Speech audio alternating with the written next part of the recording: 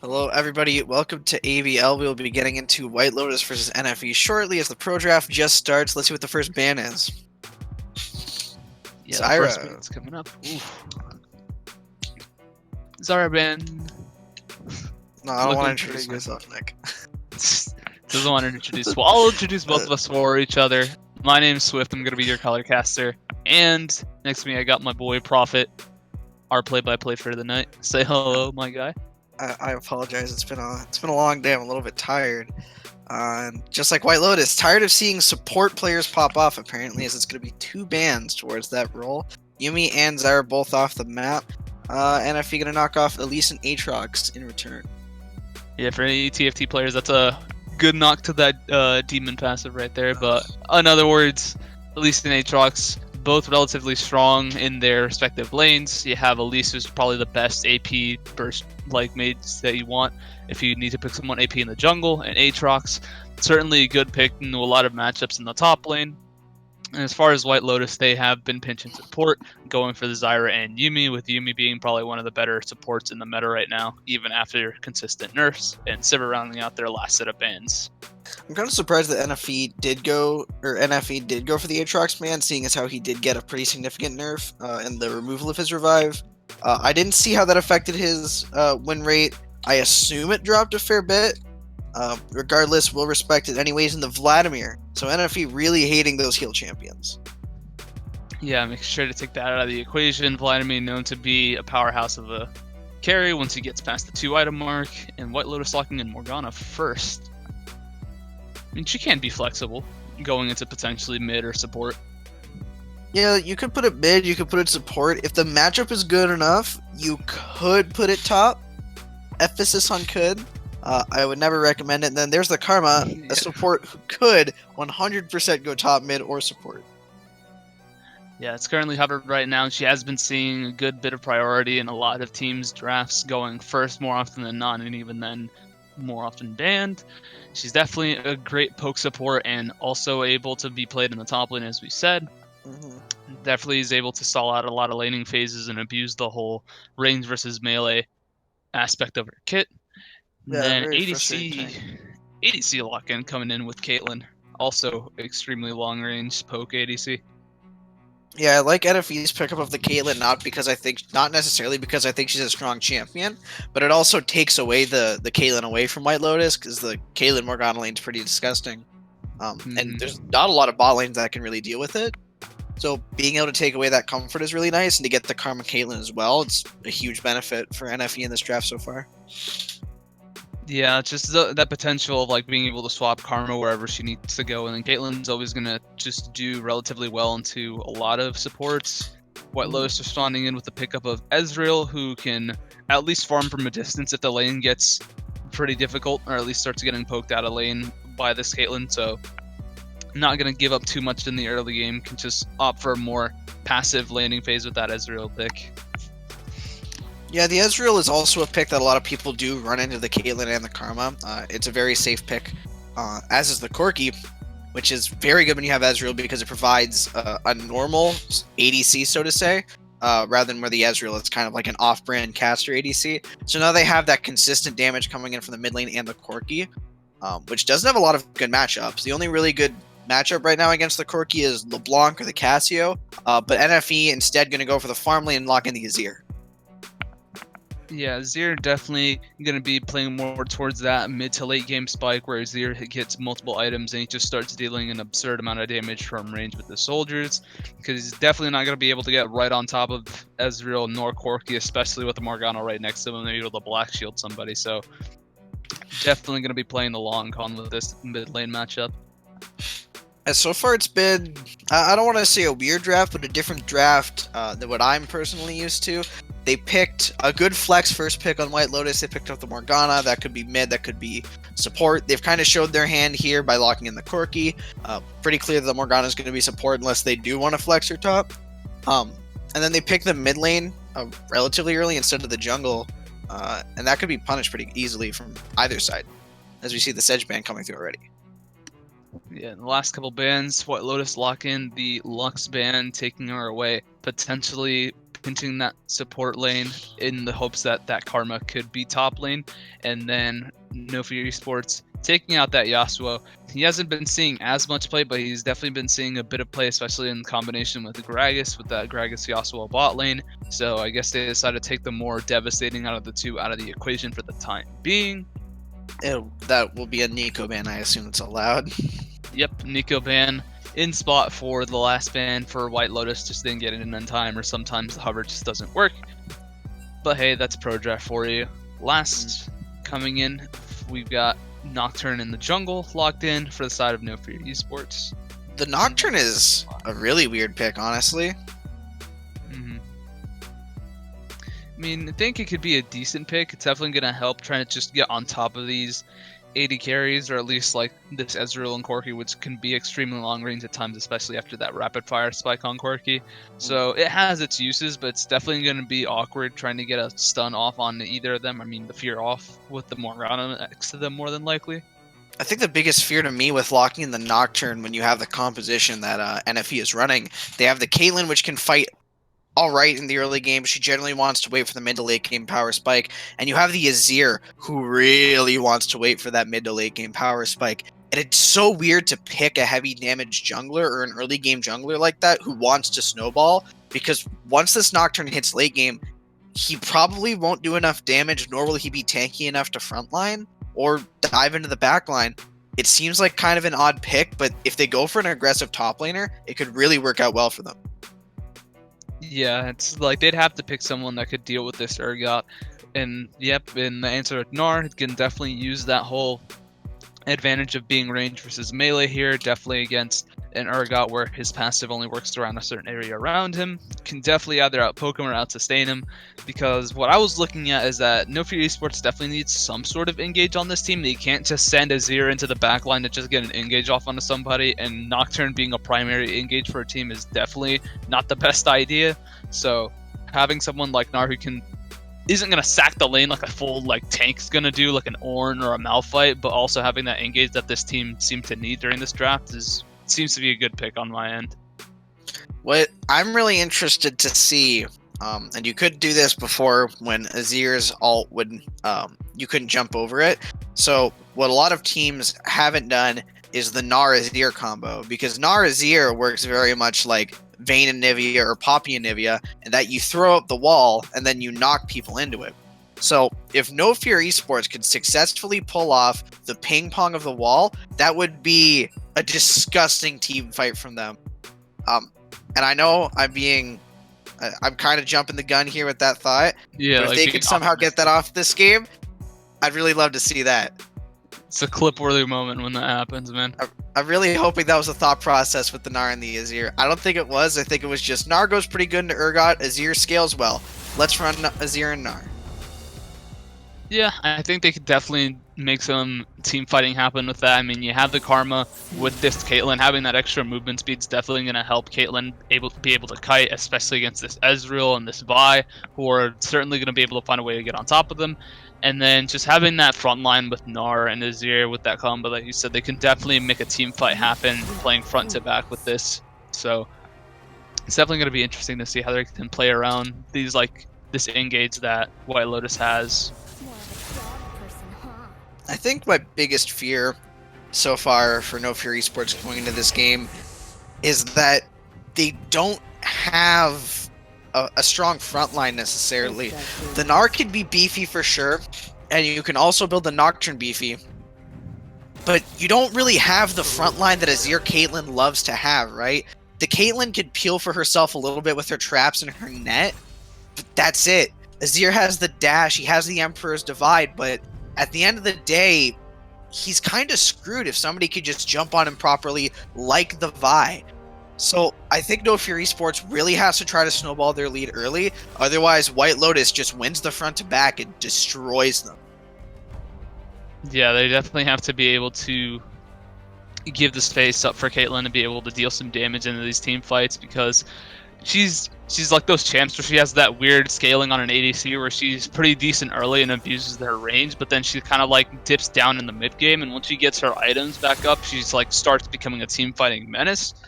So as long as they can keep her protected against this Vi, then I think these team fights are going to be pretty well executed for No Fear Esports. And I think White Lotus just has to focus in on the fact of playing around the Vi and getting the Corki ahead of this Caitlyn, because if Corki can get like the item advantage over Caitlyn and just abuse his range from his R and like say his rapid fire autos, I think these team fights are going to get a lot harder for No Fear Esports to pull off. Yeah, and that's a lot of the fear. Like I said, that's a lot of the fear for No Fear Esports is, can they play these fights properly? Because you're right, if they could play the fights properly, it could be really disgusting for them. But it's really, really, really, really hard for No Fear Esports to play the team fights. While for White Lotus, it's relatively easy for them. I'm excited to see if they can pull it off. If they can pull it off, that'll be fantastic. But they have a much harder draft to pull off. Yeah, I'd say so. A lot definitely hangs in here. And with that, since they're pretty much finishing up the draft now, we're going to go into spectator delay. I guess we could just run down the matchups, like going from top to bottom, I think. Just because there's definitely sort of like that matchup dynamic where we kind of thought like we could put the Karma in the top lane. They could definitely swap in. That seems to be like what they did here, where they swapped out the Karma for Lennar. And I think it was definitely a wise choice to have actually some sort of engage in this lane. And as far as the lane goes, I think if Nar keeps his distance and plays the lane properly, I think he'll have a pretty easy time farming or even at least staying safe versus this wide Urgot top and jungle duo. I think if because Nar is pretty feast or famine.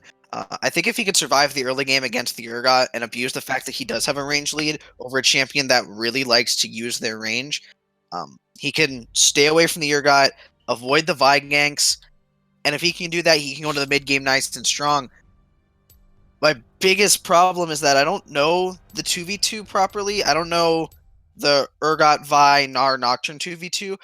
I would assume it favors the Urgot Vi unless Nocturne can get a really good spell shield. And I think that means that predominantly he has to sit on an island, ward, and pray that he just does not get screwed over in the early game here.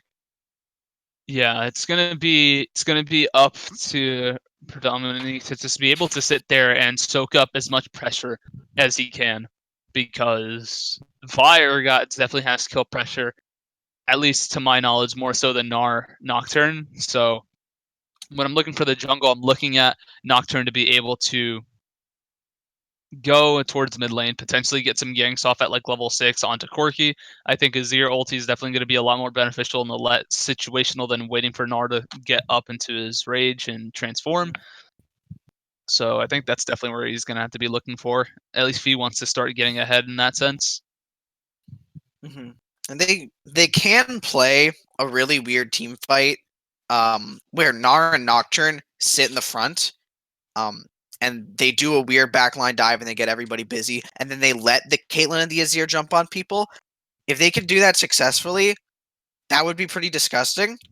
Because I don't think their peel is good. I think that's the only way that they could really successfully win team fights is if Predominity and the Nocturne get far ahead, and then they can just 2v5 the backline.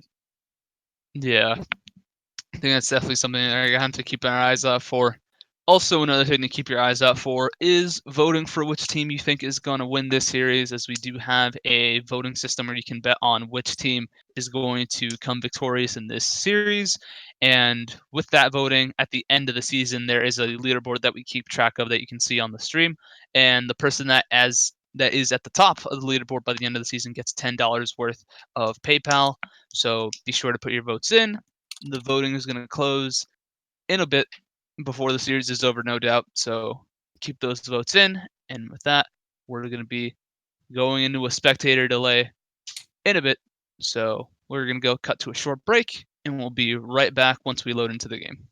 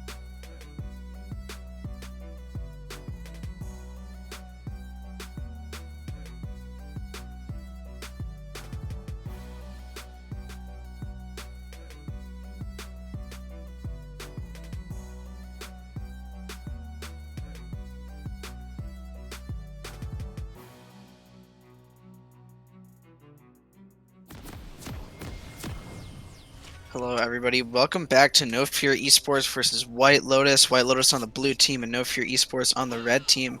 Here with me is Swift, and I am Prophet. We are back here for Game 1 of this best-of-3 series.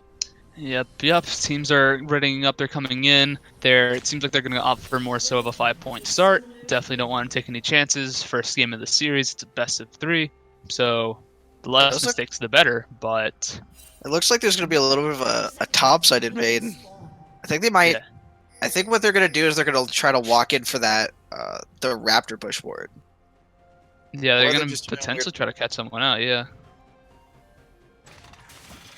It is often that you want to try to ward that pixel brush right there to at least get some early vision at the start of the game. Yeah. Seems like they're trying to go for the invade. They're forcing the deep vision at this point. Yeah, I think they just want to know where he starts. Ooh, and a bind thrown out and landed.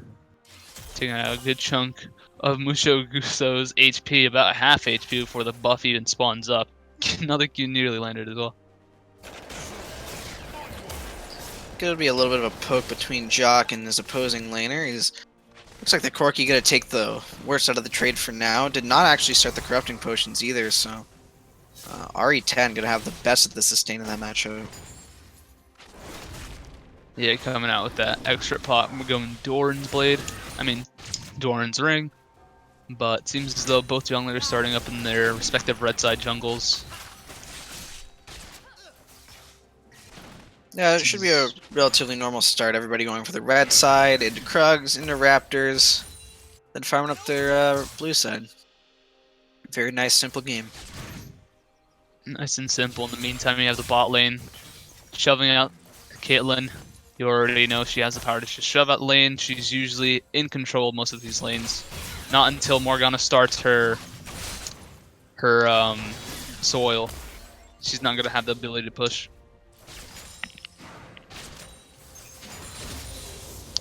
Alright, with that, as we're coming into the game, it's pretty slow. Just going to let you guys know that by supporting the stream, any subs or donations are welcomed. All the donations go towards the caster team to help the production crew make these streams better and more optimal for you guys to see. So any donations or subscriptions will go directly to us and benefit the stream. So be sure to drop some of that good for the rest of us. Couldn't have said it better myself. I'm really surprised so far about the early laning. RE10 is doing a really good job at beating out Jock in this mid lane. He's holding up a bit of a freeze under his turret right now. He's got to beat up some minions or it's actually going to completely break. But he's doing a really good job abusing the comet that he took and poking.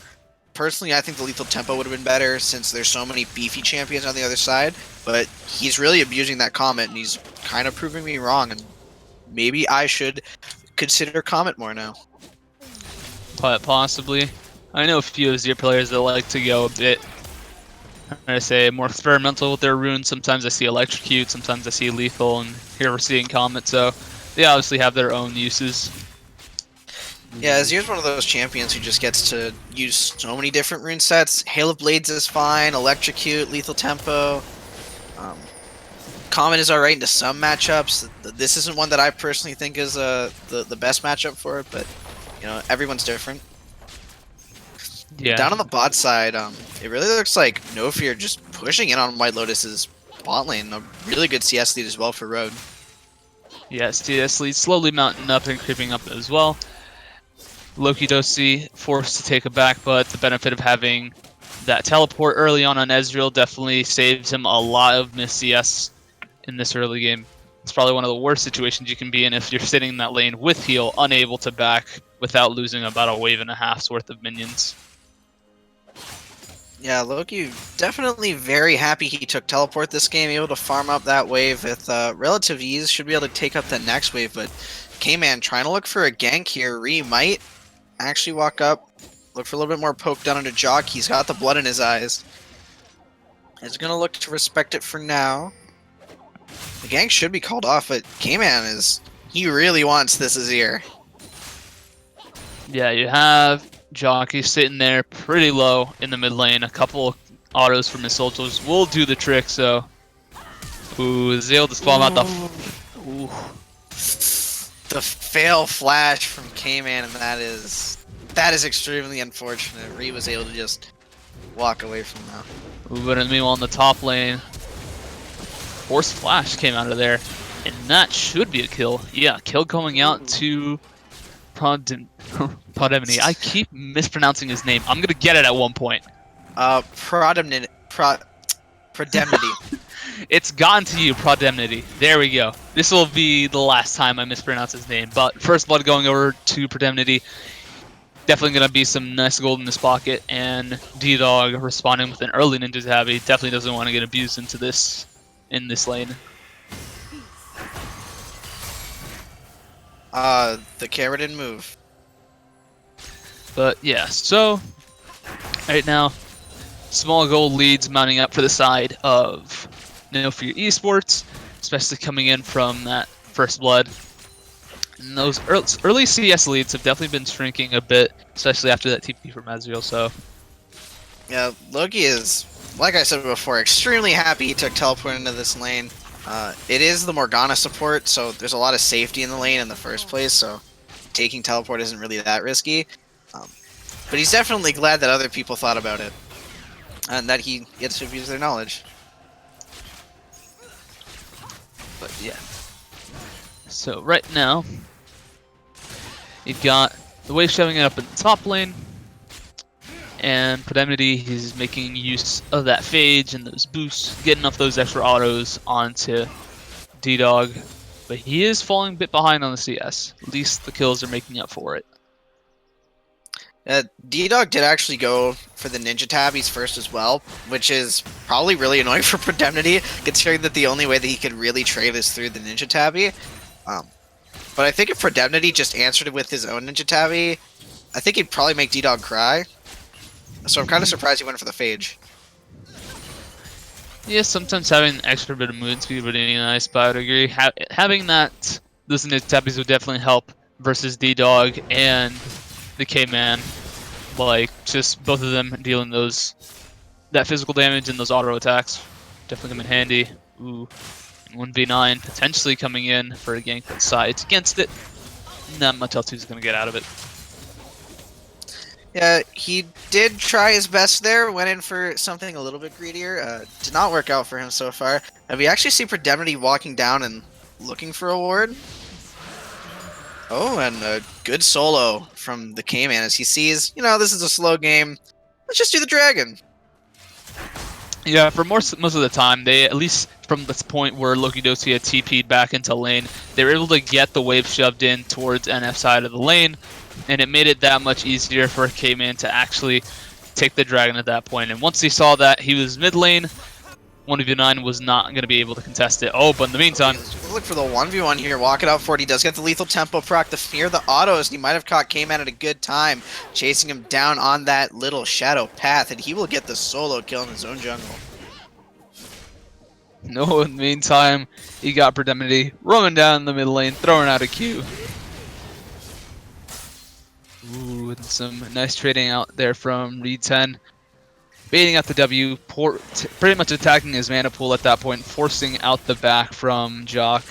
He does not have TP just yet, so definitely going to be missing out on a bit of CS if he's able to shove this in time. Yeah, should be able to shove it out. Shouldn't be a huge deal for him. Going to get that recall off, but the package is picked up by Jock on the recall here, so they should actually have relatively good priority going on to the Rift Herald if they so choose to take it. They might not have it up for the Rift Herald, but they should be able to get priority on it at the very least. Yeah, I mean, right now, Prodemnity, he does have that kill. He hasn't been able to back just yet and make use of some of the gold that he's sitting on, but both 1v9 and the K-Man are sitting up in the top side of the map right now, so it can be contested if need be, and Nara is indeed level 8, so is D-Dog, so their ultis are going to be starting to come into play at this point. Yeah, should be able to just walk up here, get some nice CS over the top side, and I think at this point the matchup for D-Dog has more or less evened out so that he can just stay in lane, accept that he's going to get poked from Predemnity, rush as fast as he can to kill those minions, and then walk away from him. Seems though 1v9 did indeed spot out the K-Man. He knows that he's there in the river. Mortrin going up in the top lane, the benefit of that phage, working in Predemnity's favor there. In the meantime, sees the 1v9 is just sitting at his Raptors, clearing out the rest of his top side. Some pinks coming out of the top lane as well. K-Man might be looking for a gank. Ooh. Did attempt for the gank, unfortunately, not able to land it down onto the Gnar. And that seems to be the story for K-Man in this game, unfortunately. He keeps trying for these ganks and is just unfortunately unsuccessful thus far. But it looks like they're going to try to go for this Nocturne kill here. The flip is completely canceled by 1v9. He's going to go in. He should be able to get the fear, and that should be a kill for Demnity. Going to get the final auto attack on that one, and that was really clean from 1v9. Yeah, that was a pretty solid gank. They caught him out by himself. They recognized that K-Man wasn't going to be there after all that time and made use of the fact that D-Dog just wasn't going to be able to escape being pushed out that far out in the lane. And knowing that K-Man isn't going to be in the bot lane just yet, leaving NF's bot lane to deal some damage to them. But, ooh, the flash, though, from Phoenix Aura walking forward. Forces out 2. Goes for the Binding Road. A very good dodge, but an extremely good play. But here comes K-Man going for the kill onto the top laner. Is 2 levels down, so auto attacks will tickle for now. And Predemnity going to be able to walk away. yeah, that's the benefit of Gnar. Having that extra jump makes it a lot easier to escape these ganks that most top laners would not be able to do. And as we said, like, No Fear did a pretty good escape right there. Like, Corki was coming down and he was towards the tri-bush of their bot lane, and White Lotus just wasn't able to capitalize it, even though Phoenix Aura did indeed flash ulti. Just having to blow those sums could be beneficial enough once a regank comes in later on. Yeah. Hopefully, K-Man tries to look for a good gank onto the bot side. They don't really have a good escape path, especially if they can bait out the Mantra from the Karma. Without the Mantra E, the bot side for No Fear doesn't really have much of an escape. So K-Man should just be able to go down there with the Assault and Battery and get a relatively easy double kill. So hopefully we can start to see a little bit of aggression from them down on the bot side. Yeah, that could definitely be possible. Like, just having Lokidosi sitting on that TP could certainly TP back as he's doing right now. With that increased gold, like increased items, he does have the Min Immune and the Sheen, so... Oh, and the TP though. Ooh, a good flash coming in from K-Man. The double teleport coming in from both sides. D-Dog does get there first though. Goes for the ultimate. A good knock away for Demnity doing what he can, but here comes the double fear. D-Dog getting a very good one down onto the team 1v9. Trying to run away. Will succeed doing so. Demnity could be in a little bit of trouble. Lokidoski running forward. Will get the damage down, but will not secure a kill. It was a solid 2-for-0 pickup for the side of White Lotus there. They coordinated that pretty well, as we said. Like, they realized the fact that both members of No Fear's bot lane did not have flash, and they already blew heal. So immediately when they were starting to move in, K-Man got on top of Caitlyn and ultied onto the Karma, and just the rest of the team's damage from long range with that Ezreal ulti was enough to secure the kills for them and pretty much sway this game's gold lead back towards the even point, I'd say. Yeah, making sure that the gold goes even is extremely important for No Fear eSports, in all honesty. If they can get a lead, that's really good for them. If they can keep the game going even, that's also incredibly good for them. As long as they don't fall behind, they have a fighting chance. Because as soon as that starts to happen, then the Gnar and the Nocturne, without any gold, they get completely outclassed by the opposing top and jungler. So, No Fear eSports is in a pretty good spot right now. If they can get the small lead they have now, snowball it further, and keep the game going that way. But if White Lotus can keep doing what they've been doing for the last 3 minutes and making these aggressive plays, that teleport was freaking disgusting from D-Dog. Completely secured almost a quadra kill for his team. If they can keep up that kind of aggression, then it'll be a pretty cut and set game for them.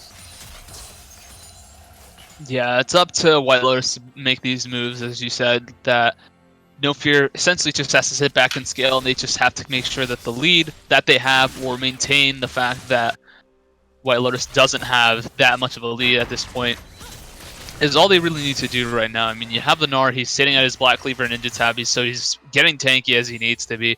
So all they need to really do is wait for V10 on this Azir and Road on this Caitlyn to start scaling up and getting their item power spikes and start team fighting at that point, more so than just forcing fights early, which they haven't done as much other than re-ganking top lane a few times.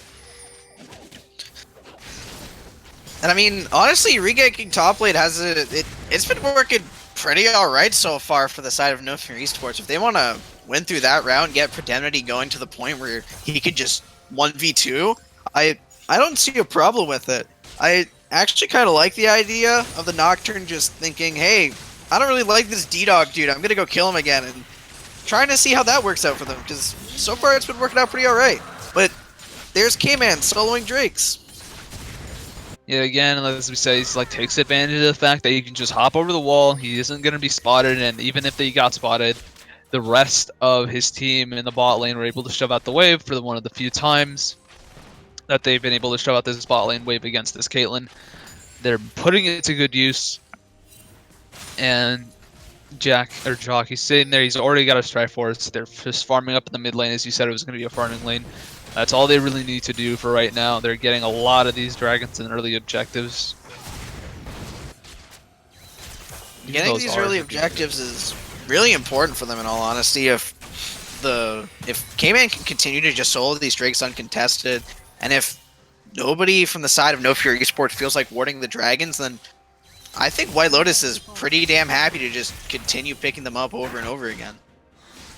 And already we're like before the 17-minute mark, you have Loki Dosi on his Ezreal. He's already finished up and completed his Muramana right now, so he is pretty much just waiting on this gold to come in through these minions at this point. And you have the K-Man, he's sitting there in the tri-bush. He's going to be potentially going in for a gank, but so is 1v9 Machine as well.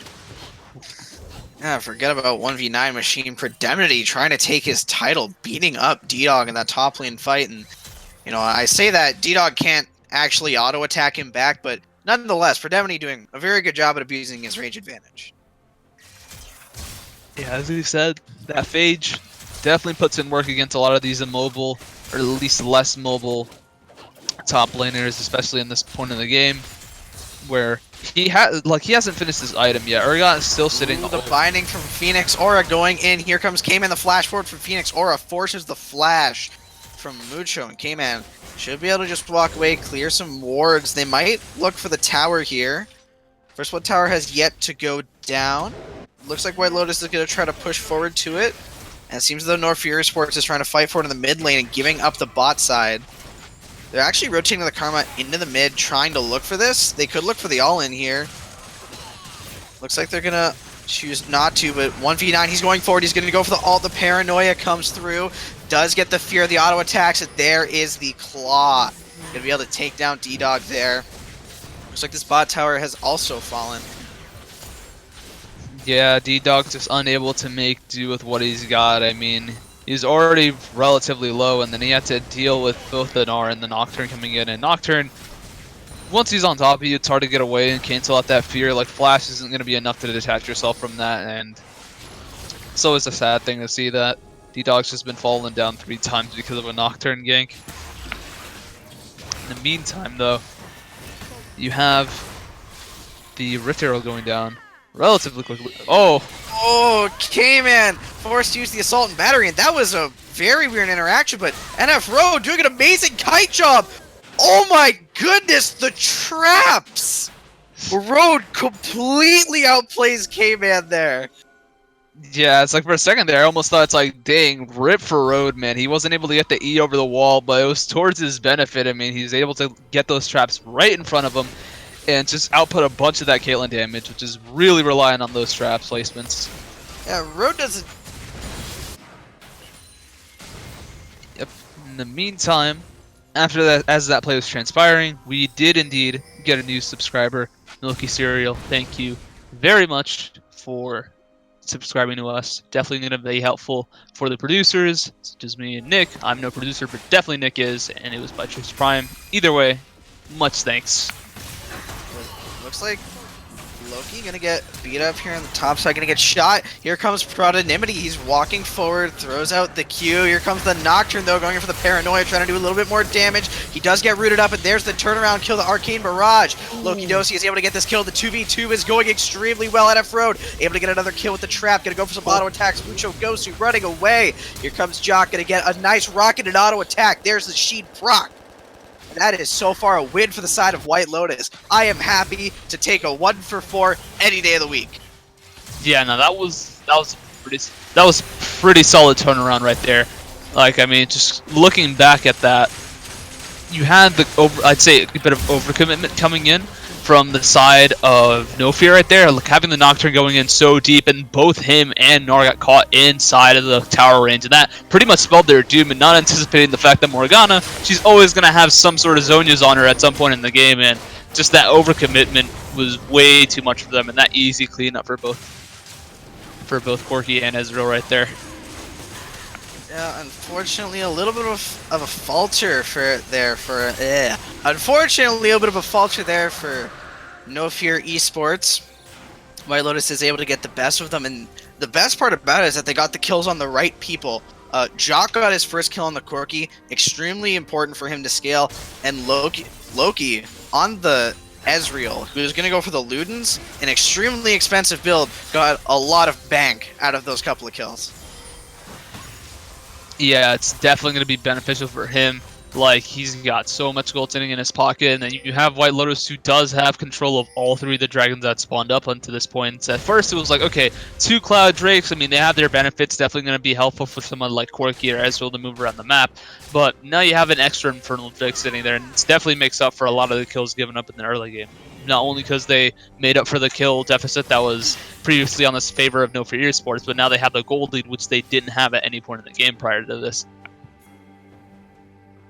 Yeah, they're able to secure a very nice gold lead for themselves, over 4,000, and at the 22-minute mark, that's a lot. When these, the levels haven't really kicked in, there isn't a lot of base armor, MR, any of that, and Mucho Gosu looks like he's gonna get caught out. Oh, that bind was dirty. The very, very end of it. K-Man will use the Assault and Battery, though, and No Fear eSports forced to run out of their own jungle. But it looks like Reed 10 does not agree with this team and walks potentially too far forward, is forced to back away himself. Prodonymity trying to get something going down to the bot side. Looks like there could be a fight in the mid lane. They might have to give this up, though. No Fear eSports is actually showing fair bit of No Fear pushing forward, forcing D-Dog into the reset. They might still look for this engage. Their support is back up and almost dead in base. But it looks like they're just going to have to give up this turret. Yeah, it's going to be pretty hard to contest this turret, as we've seen. Phoenix Aura has been landing some pretty crucial bindings at the right times, and that's pretty much all you really need as Morgana. If you can land those 1 or 2 good bindings, it can definitely sway a fight, and especially in the early portions of the game. And that's how, like, the whole bot lane started, where they were able to get multiple kills off of No Fear's bot lane, and then, as you saw right there, when they were able to catch out Mucho Gusto right there. So yeah, Phoenix Aura has honestly been extremely good this game. He's been landing a lot of his binds. He's been making some very aggressive plays, like the flash ult that we saw in the bot lane, forcing out both of his laners' flashes. He's playing really, really well right now. 100% kill par as well. I forgot to mention that. I mean, he's putting in the team effort. I mean, he's got the kills, he's got the assists, he's got the vision score, no less. So definitely carrying his fair share of the weight here for his team. Yeah, he's carrying a bit of the weight on his shoulders. Hopefully that can go over to the carries a little bit later. The Corki's sitting at a nice 2-0. I believe he's almost got the goal to pick up his full Infinity Edge on his next back, and that's a really disgusting power spike for him. Yeah, Corki's starting to slowly get to that point. Once those crits start applying, it's going to be a monstrous amount of damage coming out from both that Corki and that Ezra. As you stated, he did go for that Luden's Echo build. He does have a bunch of mana at his disposal, and he's holding on to a Hextech Revolver, so potential Gunblade coming in. See, I'm actually not excited for the Gunblade. What I'm most excited for is Loki to hit a random Q and chunk somebody for a quarter of their HP because he has the Gunblade, he has Ludens, he has Iceborne Gauntlet for the Sheen, he has the Sorcerer's Shoes for the penetration, and then he also has the Miramana damage. But that's irrelevant because it looks like D-Dog is going to get a solo kill, and he doesn't even have a single mana item. This man is just going to... doesn't even have a mana item. Takes the 1v1. No, he does have a mana item. I'm wrong. He actually has Righteous Glory. Damn. Righteous Glory, you already know what it is. Makes him incredibly tanky. I guess it's the mana item meta. Mana item meta plus Conquer. Can't forget about Conquer. Oh, yes. But yeah, Pronimity trying to take that 1v1, but D-Dog asserting his dominance by standing in the same spot and rotating around his opponent. And I'd say, hey man, jeez. Oh! I saw Loki walk forward, and I thought, what's he doing? And then I saw Re10 die, and I thought, oh, that's what he's doing. He's getting the freest kill of his life. And now not only is he going to get the freest kill, but he's going to look for the freest tower as well.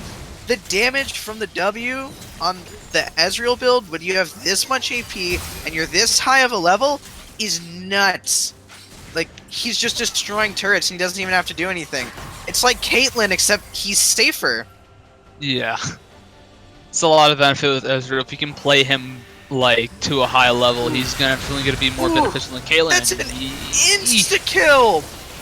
That was insane synergy from White Lotus. Yeah, one binding, as we said, that one binding can definitely turn the tide of a fight and make that two. And there's another binding. Phoenix Aura is on a roll, and here comes the Paranoia down onto the Ezreal. Loki going to be able to back away, but oh, 1v9 is not going to be able to say the same. The turret is going relatively low down on the bot side, but they don't have enough minions. I'm not sure if they can really continue up with this aggression. The Caitlyn and the Azir are still alive, but and he's not going back into the base. Re10's just standing there, and he gets one shot and bound, and now Northfear has to give up everything. And Loki one-shots the opposing 80 carry. He is the assassin. Yeah, it's like he's sitting there, he got pretty much a 4-item Ezreal right there. I mean, like, we could just say it's 4 items. It isn't, but might as well be. And he's just dealing all the damage in the world and all the damage he really needs to do. He's pretty much overkilling these people at this point.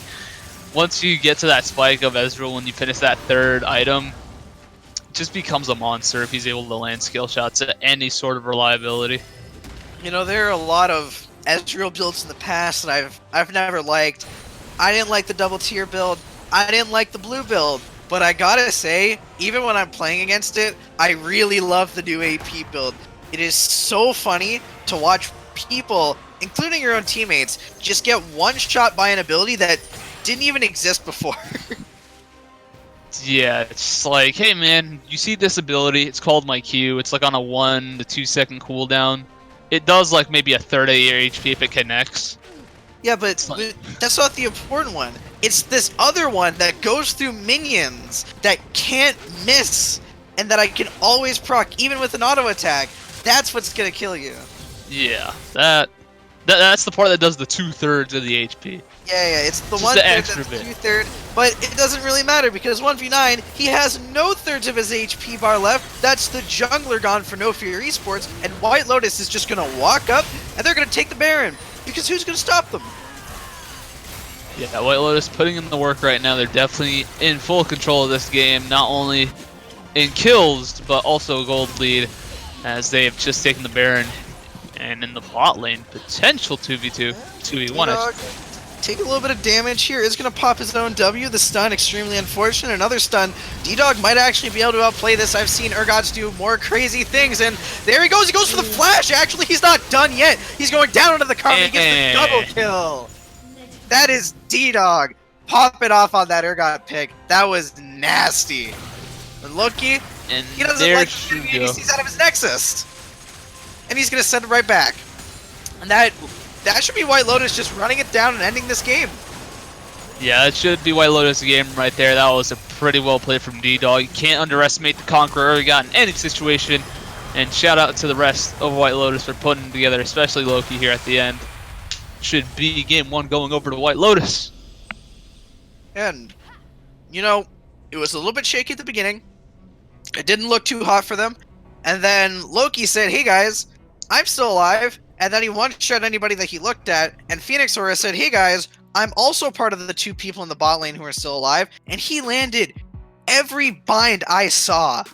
You know, my eyes can't be everywhere. I'm sure he missed a few, but he landed every one that I saw. And honestly, that was insane from the White Lotus bot lane.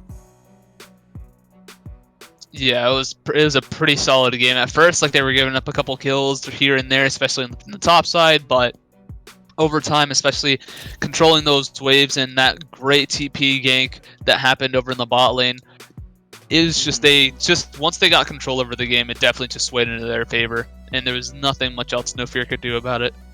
A lot of credit over to Road, though. I have to say, his numbers didn't show it at all. He played really well. Like, any skirmish where it looked like he was sure to lose, he somehow pulled it out, and a lot of respect to him, honestly, that especially the Vi 1v1, that was insane.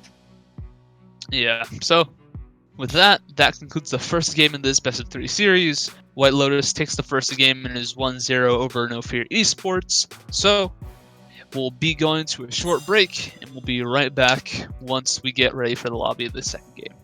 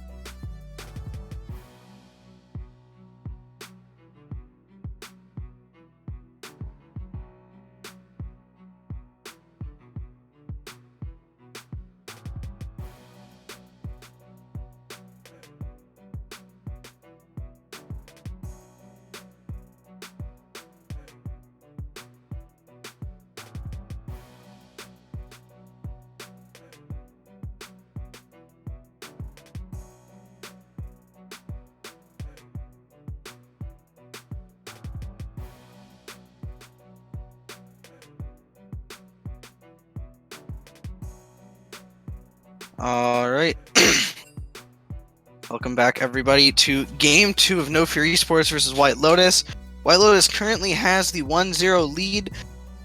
They had a pretty convincing game. They won in 30 minutes, and it looked a little bit bad the early game, but they pulled out in the end of the game. Yeah, they were definitely had a bit of a slow start. They were ramping up towards the middle point of the game, and after a few key ganks, they were able to turn this game around and start pretty much make a sizable lead over their No Fear Esports, and just ran with it towards the end of the game. Yeah, they were able to successfully pull it off, and they did a very, very good job of snowballing the lead once they got it, and they did not let No Fear Esports have a single inch. As soon as they found that they had the lead, they grabbed onto it, they held it for dear life, they loved it, they nourished it, they got that win. Yeah, and back again, we're starting up with the draft, and the first two drafts coming out of this game are Elise and Yumi and Aatrox as well. All three of them seen in the previous ban phase as well. Yeah, it looks like it's going to be the same bands. Yep, same band so far. White Lotus pinching out that support pool, definitely putting the rest of No Fear Esports on less of a comfort pick, I'm assuming. And then Elise and Aatrox banned away again that demon buff, making sure that the AP jungler menace that Elise is out of the picture. And Aatrox, with his insane amount of sustain up in the top lane, is also taken out of the equation. No Fear Esports, not surprisingly, going to go for the 3 demon ban against White Lotus, picking up the Morgana ban.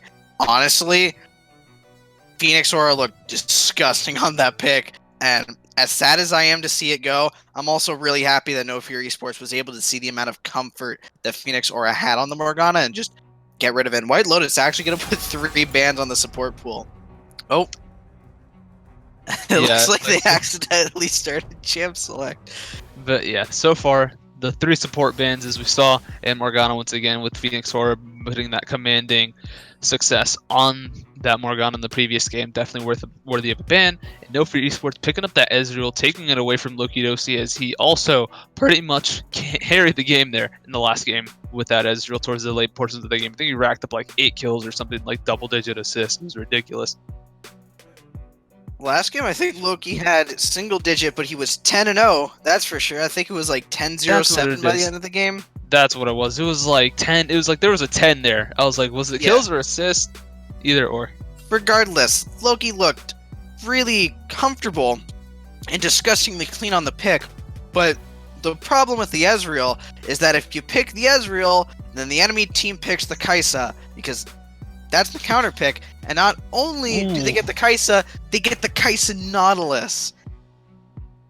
That's a pick that, as an ADC player, I love to see. Whenever I lock in Kai'Sa, Nautilus is probably the best pick that you can pair up with her. She has the guaranteed CC with that Nautilus ulti, and Nautilus you can pretty much half health an ADC by himself anyway. So just getting someone that low is already working wonders for her passive on top of that. So definitely a disgusting bot lane to have to go against. And hey, you're Ezreal, you might be able to dodge away a skill shot, but you're not dodging that R for anytime soon. Alright, so you see the Ornn from No Fear Esports, and automatically you think, well, that's got to be top lane or support, right? Wrong. What I think is that could be flex mid lane, never mind if they lock Echo. What I was going to say is, my favorite thing to do is to lock Ornn early, and then pick it mid lane and you rush Redemption. That it's possible. They've been doing it in Korea. Chovy specifically has been doing it in Korea. There's the Azir. And there goes the dream shattered of the Redemption Ornn mid. There goes my hopes and dreams shattered and ruined. It might be 0% win rate, but it was fun. 0% win rate Ornn Redemption mid. Now that's the type of stuff I like to see. To be fair, it was only 1 game. Looks like 1 game. It's got a win rate easy. It looks like they're at White Lotus actually going to go for the Vladimir here, which is a fine laner into the Azir, and also scales pretty well. I think certainly so. I think it might also do well into the Ezreal, but I'm not 100% sure on that matchup. But yeah, for right now, it's like you have Azir locked in for the mid lane for No Fear Esports once again. He certainly wasn't the reason for the loss. In the previous game, he had held his own in the lane and didn't cost up too much and worked with what he had. And on the side of White Lotus, they are picking up the Vladimir, that you can put him in the mid or the top lane, either or could be fine. If you're gonna put him, if you put him up against Zorn, it's pretty much a free lane. I was gonna say it's really interesting that No Fear Esports didn't even hesitate. They saw the Vladimir, White Lotus bans the Jarvan, and just immediate Corki ban. Like they didn't even consider it. And White Lotus is actually doing a really kind of gross job of pinching the jungle pool here. I think if No Fear Esports goes for Skarner, that would be really dirty with their team comp.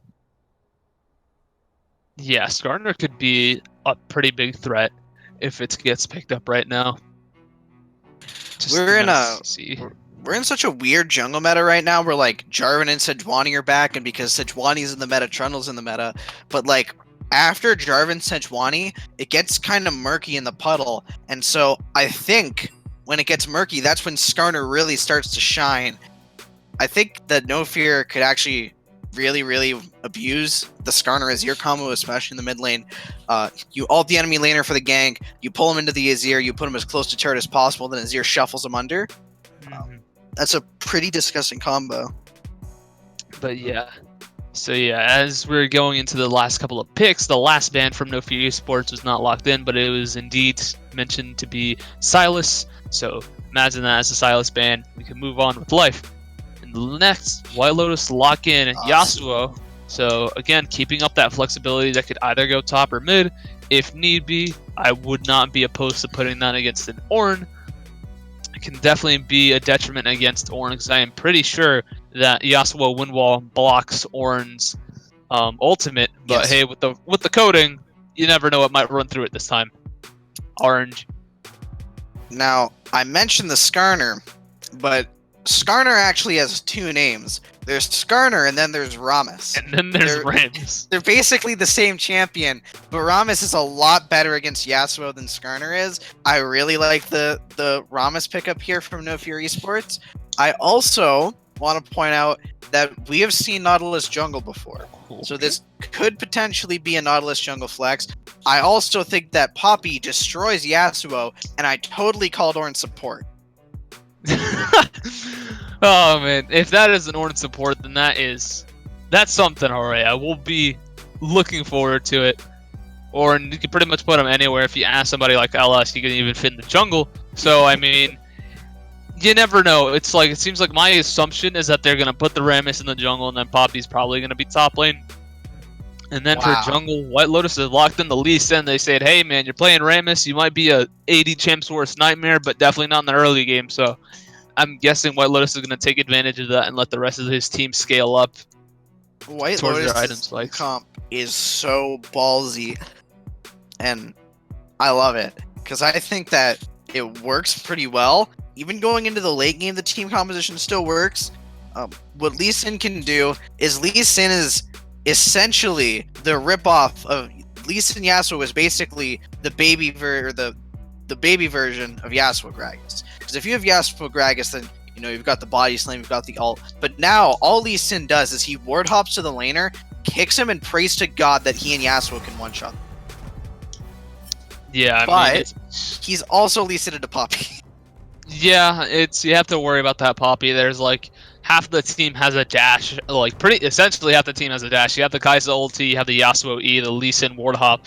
A lot of this just gets neutralized by the Poppy, and you're not even factoring in how much, like, I guess, area control that a Rammus has. You don't really want to get near him at any point in the game for free, so it's definitely going to be interesting to see how White Lotus plays around this just absurd amount of tankiness in CC that No Fear Esports have seemed to draft at this point, and my eyes are definitely going to be on Ezreal and Nazir because there's no other source of damage from No Fear Esports. Yeah, and if any of you guys are not aware, Poppy recently got buffed, her W specifically, so that when somebody dashes through her W, they do not just get their dash cancelled, they are now also grounded. So, let's say for instance, Lee Sin throws out the Sonic Wave, and then he thinks, well, I might as well, and he goes for the second Q. If Poppy blocks it, he can't ward hop anymore. He's just forced to sit there. Much like if Yasuo dashes through a minion and gets knocked up, he is also just forced to sit in the middle of the minion wave.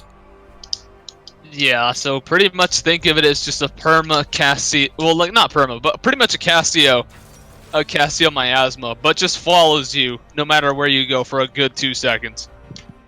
If I'm not mistaken, if it's 2 seconds. Yes, it is indeed 2 seconds. But yeah, it's gonna be pretty crippling no matter who gets the face against her, and it definitely makes me sad because whenever I get autofilled top, I play champions that have dashes, so it's gonna be fun if I ever run into her. But I was so happy for a second, I thought it was Ezreal mid. But no, RE10 and Road are just in the wrong spots.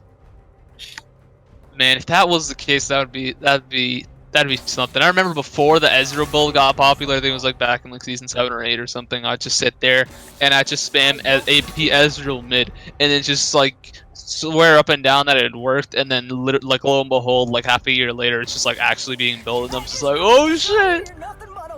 But yeah.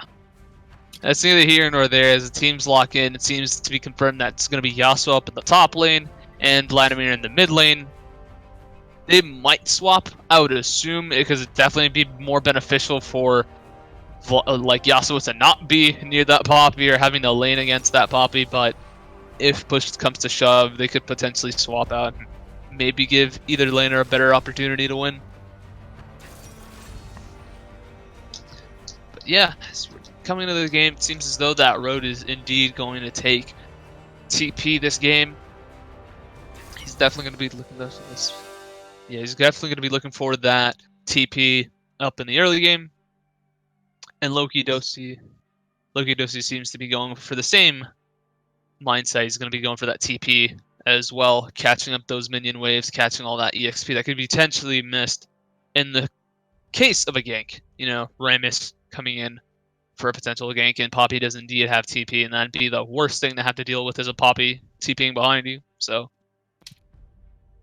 as we're coming in towards the spectator delay, I'd like to remind you guys one last time that voting for the series, I believe, should still be up.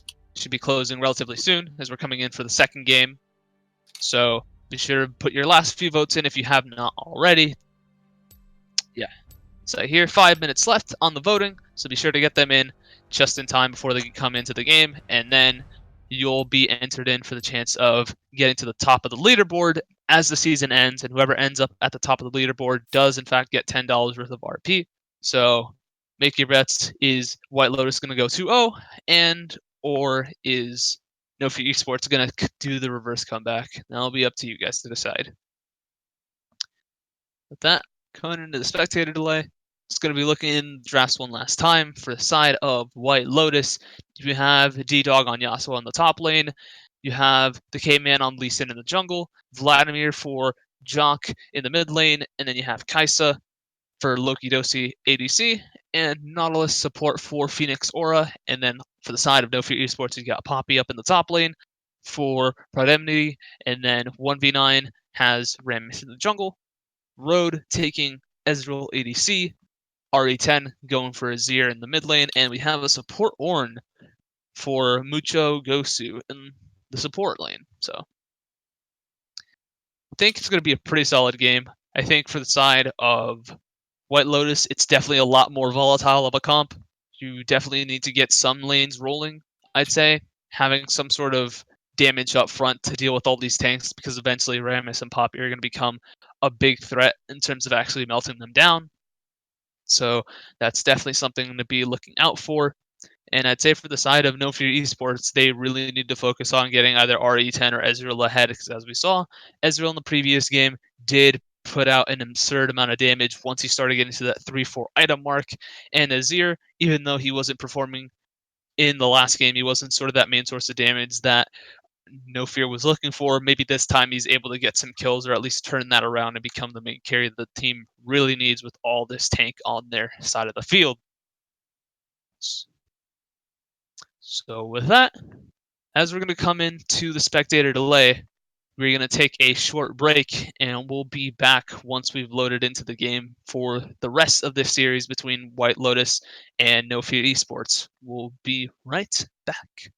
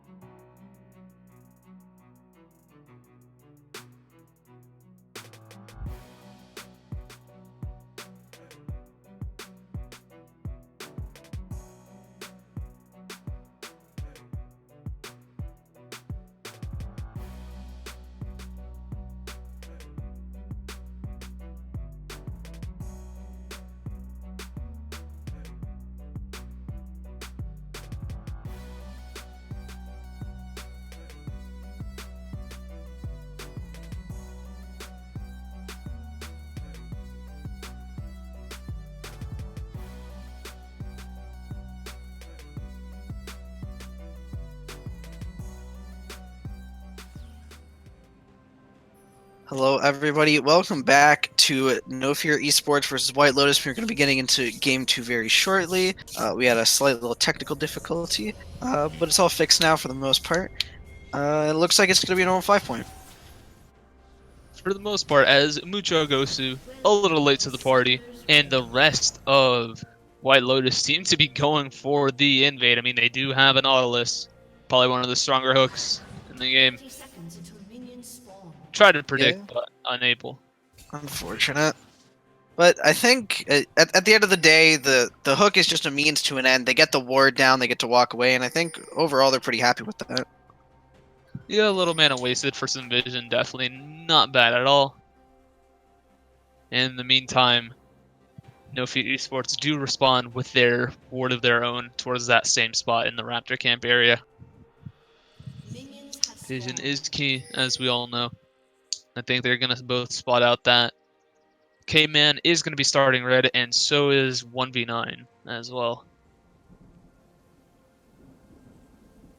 But yeah, it's running through. Yasuo seems to be like he is going to face the challenge and play against Prodemnity in the top lane on this Poppy, so gonna be interesting to see. Yeah, and honestly, I think the matchup is pretty heavily Poppy favored. The damage from her Q, the heal from the buckle, and the damage as well is just so strong, even to tanks. Like, she's such a tank killer that she could beat most bruisers in a 1v1 pretty easily. And I think it's going to be pretty hard for Prodemnity to try to deal with her. And as you can see, Zord is just farming up from a distance for a bit. Getting some nice auto attacks, but looks like so far Prodemnity losing most of those trades. He did not go for the Doran shield, so it looks like he's going to lose the trades, but because of the corrupting potions, he should be able to out-sustain. Yeah, looking for that sustained game rush, so for the trade game, I'm assuming. Trying to get some of those minions from a distance. And we've got RE10 going for the comment once again. Making use out of it, as we said he was doing the previous game as well. Yeah, he is doing a pretty good job of using the Comet in both of these games. It makes me think that he's playing it pretty consistently and not necessarily changing it per game, which some of your players do. It is what it is, but it looks like his lane aggression might actually be punished here. Not a lot of gank assists from the Vladimir, but the Lee Sin does have a pretty good level 2 gank in and of himself. It looks like he's just waiting for RE10 to make a little bit of a misstep. He has made it. They're walking forward here. The dash comes through, but the weight, a very good hold onto the Q. Does get a little bit of damage down on the enemy mid laner. RE10 firing back, but it's not going to be too much. Yeah, punishing a bit. Not going to be the easiest time punishing a Lee Sin. He can just heal himself back up after a couple autos on a camp, but every little bit counts. Meantime, he's hopping on over to the bot side of the map. You know what would really make this game easier to cast? If people were in the right place on the scoreboard. You already know. But hey, it's fine. It's like you've got Road, he might be in the mid lane position, but he's certainly in the bot lane. Well, do we really know that? Maybe they just swapped computers. Nick's support and ADC need to be swapped. Love you.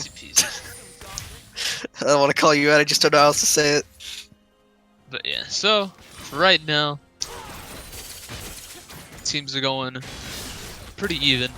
Not too much CS lead is going out, but CT RE10 again getting the better of Jock in these trades on this Azir. Definitely shows that he knows how to pilot this champ relatively well. Yeah, he is able to get the damage off, but this is, unfortunately, as somebody who plays both of these champions, this is how the Vladimir into the Azir matchup goes, and this is how the Rammus gank goes. Incredibly well and always forces a flash on your mid lane. Yeah, early force flash, and Jock does have Ignite, so he's not going to be able to TP as he would probably want to at this point. Ooh, but here comes the full engage down on the bot side. Look for the 2v2. There's the knock-up, one auto attack. The flash chase will not come through, but Ornn is not in a very good place. Gonna get some auto attacks down onto him. Phoenix Aura does get the Ignite off, and that will be the first blood down for the bot side of White Lotus, winning that 2v2. Yeah, not going to be able to do much, as we said before. Like coming into the game, you have a Kaisa passive, you have all the damage that Nautilus brings on the table, like by himself. And there isn't much you can really do. Yeah, in the mid, it looks like No Fear trying to look for something. They do get the resonating strike. You look for another Q, the flash, the auto attacks. That does take 2 tower shots. Overall, I think that's pretty alright. The wave is in a pretty good spot for the side of White Lotus, and they shouldn't lose too much. Meanwhile, the Ramus chase is coming, and he decides against it. Oh, the Q is still on a 6-second cooldown. That's a feel bad. Yeah, well, cooldowns need to exist in order to make the game balanced. Sometimes they cost us kills, but where would we be without it? In a constant state of Earth, which means a lot more fun. I just like thought of something. I'm just like, what if Rammus's move speed was like faster than it already was, and then he'd just be able to reach people without powerballing?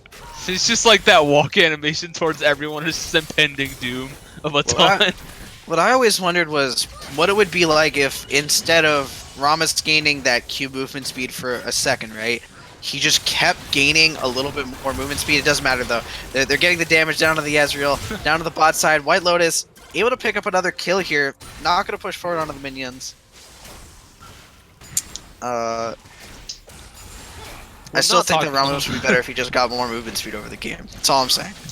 All I'm saying, away from that Ramus movement speed tangent, another kill in the bot lane, this time. Yeah, it looks like another kill in the mid lane too as well. Sorry to cut you off, but Re10 not in the best position here. Going to dash away, looking for the Emperor's Divide, but the Q was held for a reason. There goes the resonating strike. Will get a kick, unfortunately not in the right direction. RE10 going to be able to walk away. At least I think that was a kick. It's really hard for me to see. It's alright. But that was a kick? That was a kick. Okay. Okay, thank you. But yeah, that's neither here nor there. Come in like you have, as well as saying, it's up a kill. He already has a kill and assist, and he's gotten to that man immune build before Ezreal has, and that is incredibly huge for him because Ezreal is able to stack up that tier a lot faster than Loki is going to be able to on that Kai'Sa, so getting that even earlier than him is definitely going to benefit him in the long run. Mm-hmm. Yeah, being able to pick up that that early AD so that he can just get the Ginsus, get the Q upgrade, look for the E upgrade right after is extremely important for the Kai'Sa into this matchup. Because the main reason that Kai'Sa wins this matchup is because she just has so much more burst and the same ability as the Ezreal that if she can scale up faster, then there's no way for this Ezreal to do anything in the matchup because at the end of the day, he just becomes a worse Kai'Sa. Yeah, I mean, if Kai'Sa's able to get on top of Ezreal, then she's definitely going to be able to out-damage him, but if Rhodes is able to play at a distance and make sure that he doesn't get hit by a bunch of, like, Nautilus hooks or gets Kai'Sa's passive stack put onto him, I think he can play the mid to the late game relatively safe. Oh, yeah, but forget about the mid to late game. It looks like White Lotus is trying really hard to win the early game as the Ornn going pretty low, forced to flash away. Phoenix in a little bit of trouble. The heal does come through. Loki trying to keep his ADC alive. Camera pans up into the mid lane where we see a little bit more poke go through, and looks like there's going to be no kills, but a lot of low health bars from both sides. Yeah, you had K-Man, he was getting pretty low. He at least spotted out the Rammus there on time, because if Rammus did not get spotted, I think that would have been a kill going over for the side of No Fear right there. So you see a potential regain coming in. Yeah, it really looks like Ramos coming through, goes for the power ball. A very good hook, saves the Kai'Sa for now with taunt. Loki Dosi not in a good place. Mucho. A little bit overkill there on the call of the Forge God, but it is what it is. He's got to be happy to get that kill. Any bit of gold's nice. For Ellie, it would have been nice to have it onto Road, but he's gotten what he needed, gotten Loki Dosi out of the lane, shoved it in, forced him to miss a couple waves. Definitely going to be beneficial in the long run, considering that Loki does have about a 25 CS lead over Road at this point, so any bit of gold matters. Yeah, especially when it comes to the Ezreal Kai'Sa matchup, trying to get into that late game or at least outscale the other in the mid game. And right now it seems to be relatively even, but there he goes again, soloing the Drake, completely uncontested for the third time this series, and it looks like he's probably going to get it. Yeah, I mean, it's Lee Sin. He's able to He already has a bunch of early game damage, so might as well use it. He realized that the rest of No Fear eSports didn't decide to push up towards the tower to get extra plating, and they don't really have any other reason to stay around the tower. So takes advantage of that, and looks like he's going to be able to secure this dragon relatively quickly. Yeah, there's the Kaisa W doing a pretty nice amount of poke right now.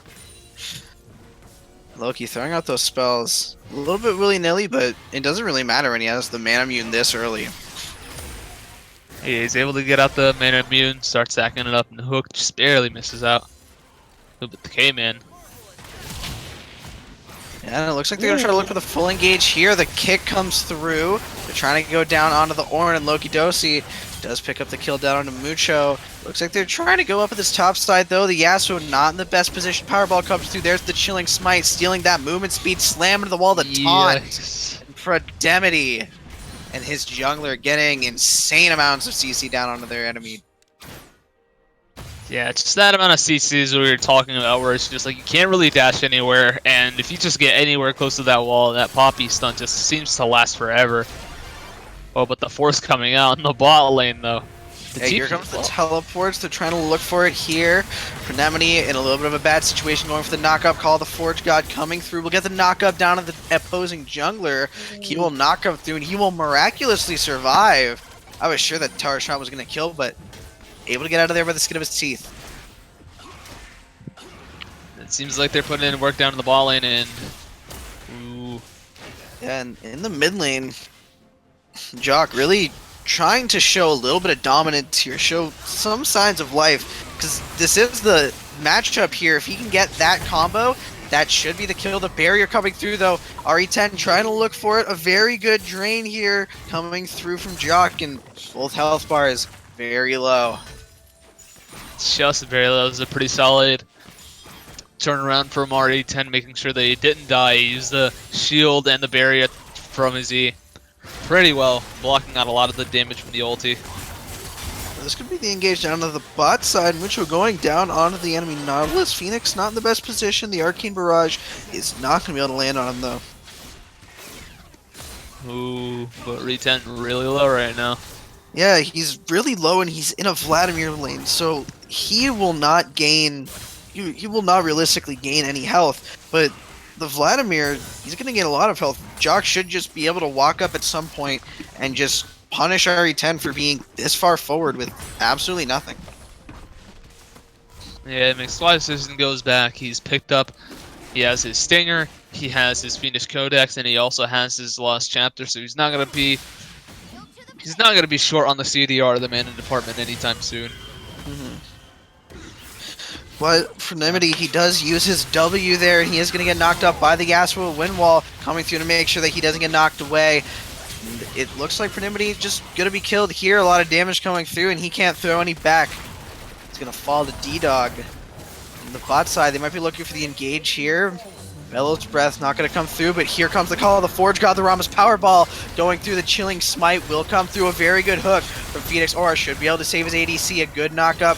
Trying to kite back. Loki Dosi getting a lot of damage down. Stopwatch buys a little bit of time, but just enough time for the Ezreal to come up and get himself a nice kill. Yeah, it's pretty solid ganks out here. Defend, actually. Going for the auto attack. Is going to go for the Killer Instinct. Walks forward. A ward gets dropped, and Loki Dosi does actually auto attack it. He baits out the heal, but yeah, Loki Dosi is able to save the tower for now. Tower plays do indeed fall. Speaking of which, it seems as though that RE10 did in fact get all, if not nearly all, of the tower platings there. He did use his Azir passive, setting up shop in the middle of the enemy side of the game, and okay, I think he might get ganked here by this Yas. Yeah, it looks like they're trying to go for the 2v2 here. It is a little bit dangerous. He does have the Emperor's Divide. RE10 should just be able to try to look for a kill here. If they go for this, D-Dog not necessarily in the best position to dive him. And he's had enough time to get a little bit of help. RE10 able to dodge through. He flashes out. He is able to survive here. The Powerball. It looks like the turnaround coming through as they are technically behind enemy lines. There's the turret. Walking forward, getting some damage down. D-Dog trying to look for a good NATO. Will not find it, though. And miraculously, nobody dies. Yeah, RA10 played that extremely well. He's able to get Yasuo right off of him, make sure that he doesn't get hit by the Nautilus hook, nor get that Lee Sin Q connected. So he played that, I think, as well as he could have, unless he was trying to get greedy and pick up a kill off of that somehow. Yeah, I definitely think that the right play there was just trying to survive here, but it looks like Phoenix Aura, very good job, goes for the flash, the auto attack, just to try to secure this DC. Unfortunately, not able to secure any kills. Call the Forge God does come through. Looks like Road should be able to walk forward here. Phoenix Aura, ooh, very good attempt on the dodge, does go through the dredge line, and Mucho Goku is just able to pick that right up. And oh, poor Loki does seem to yeah, outplay this. you hate to see it. No, the outplay button coming through from the Rammus, pulls up the defensive girl, pulls up the taunt, pulls up the power ball, and there's not a lot you can do. Yeah, just the classic flash. Rammus's world. Did have killer instinct. Aside from Reed 10, trying to do his best here. Looking for the damage, but D-Dog is able to get the knock-up. He gets the last breath down. Trying to look for a little bit more damage. Does dash away, sees Road coming up to try to kill him, and both players will survive. Looks like this should be a kill on the top side for somebody prominent. Or I mispronounced his name again. It's fine, man. But either way, he makes it out alive. That's all the important thing, and it seems as though that No Fear eSports pick up their first dragon of not only the game, but the series right now, matching up the Mountain Drakes for both sides. And it's looking a lot more even than the previous game was. A lot more even and a lot more fight-oriented. I really wish I could see the screen properly, or say the top laner's name correctly. But either way, sitting out here, it's looking pretty fine. You got Kai'Sa. She had the lead up in the early game, but it's definitely sort of leaned back towards the side of No Fear eSports, becoming a lot more even. You have Ezreal. He's finished up his first 2 items with that Mana and the Iceborne Gauntlet. Then that is a pretty big spike if you're Ezreal versus Kai'Sa, because Kai'Sa still has yet to finish her second item, which is arguably, again, more expensive than Iceborne, so no fault there. But it seems as though the rest of White Lotus are going to be looking for a gank here, quite possibly. W does deconnect, and ooh. Yeah, they're going to go down here onto the Ornn. He does try to get away, but the Nautilus ult will follow through. Ooh, very close here. Lee Sin going to take a lot of damage. Call the Forge God does come through. He's actually channeling Rift Herald. I can't help but think that was probably a misclick, considering how simple that would have been to cancel. Might not have been, because it does look like they're actually going to push forward to Siege here. Turret does go down. Now it's up to them to see what else they could do. Road is walking up to this Rift Herald, trying to get a little bit more damage. RE10 also pushing up in the mid lane meanwhile, but here it comes. This could be the fight that they want. They're getting a lot of damage down to the Rammus. A very good killer instinct coming out from Loki Doki to make sure that he is able to get onto the other side. Throwing out the damage as fast as possible. There's the double TP, but this could be very dangerous. D-Dog not in the best position he wants to be. Gets instantly bursted, not able to pull out any sources of damage. And there goes the full engage. He's able to go in. Very nice flash out for the Poppy, but there's the Emperor's Divide, or the Emperor's Divide, the Shuriba Shuffle as well. Jumping forward, picking up his own kill is RE10, and it doesn't look like everybody's had enough yet. The Powerball coming through, the slow is there. There's the Vladimir ult. He's trying to survive this. He could look for the kill here. The damage comes through, and the Ignite is enough for Jock to take down the enemy jungler.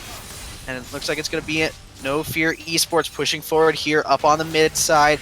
3 little soldiers down for RE10. He's pushing forward, trying to get some more auto attacks, looking to take down this turret before White Lotus is able to answer, and it looks like they will be able to succeed. The Shurima Shuffle comes through. They might look for the Emperor's Divide here, but fortunately does not have enough mana. Will just look for some more damage, and No Fear eSports forced to back away with a very happy plunder of gold. Yeah, it was a pretty good turn of events for the side of No Fear eSports right there. I mean, you had the TP coming in from D-Dog, and I thought it was going to be, okay, it's going to be White Lotus sided right here with this team fight, but as we said again and again, the amount of CC that 1v9 and Prodemity have with this Poppy and Rammus on their side of the field is just way too much for the rest of White Lotus. I mean, not many of them are building MR boots. The only one that has it so far is Lee Sin. RE10 is going to get dove onto a lot of CC going onto him, and he gets shut down by the opposing support, but he is taunted under turret road, taking some damage into the Nautilus. We'll be able to pick up that kill. The siege is still coming through here. White Lotus pushing forward. The Vladimir getting a lot of damage down off onto the enemy team. But they do not have another wave. Yeah, unable to capitalize on this, but again, another 1-for-1 trade out here. They sacrificed Phoenix Aura for the kill onto RE10 here. RE10 going to be down for the count for a little bit. The siege coming through.